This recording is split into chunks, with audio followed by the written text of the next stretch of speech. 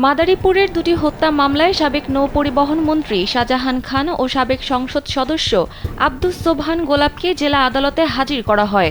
রোববার বেলা 11:30টায় কড়া নিরাপত্তায় পুলিশের একটি প্রিজন ভ্যান তাদের নিয়ে পৌঁছায় আদালত চত্বরে। তখনই গাড়িটি ঘিরে ধরেন শাহজাহান খান ও সোবহানের অনুসারীরা। ভ্যান থেকে নামার পর তাদের দুজনকে ফুলের মালা পরিয়ে দেওয়া হয়। এমন সময় আওয়ামী লীগের কর্মীরা তাদের মুক্তির দাবিতে স্লোগান দেন।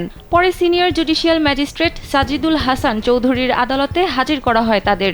আবেদন করা হয় জামিনের, কিন্তু জামিন নামঞ্জুর করে তাদের কারাগারে পাঠানোর নির্দেশ দেন আদালত।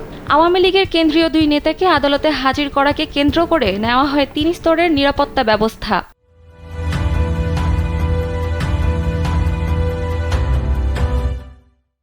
শাহজাহান খান ও আব্দুস সোবহান গোলাপ একাধিক হত্যা মামলায় দীর্ঘদিন ঢাকা কেন্দ্রীয় কারাগারে ছিলেন। বৈষম্য বিরোধী ছাত্র আন্দোলনে মাদারীপুরে নিহত দীপ্ত ও তাওহিদ সোন্নামত হত্যা মামলার আসামি ছিলেন সাবেক এ দুই সংসদ সদস্য। বৃহস্পতিবার রাজধানী ঢাকার কেরানীগঞ্জ কারাগার থেকে মাদারীপুর কারাগারে হস্তান্তর করা হয় তাদের।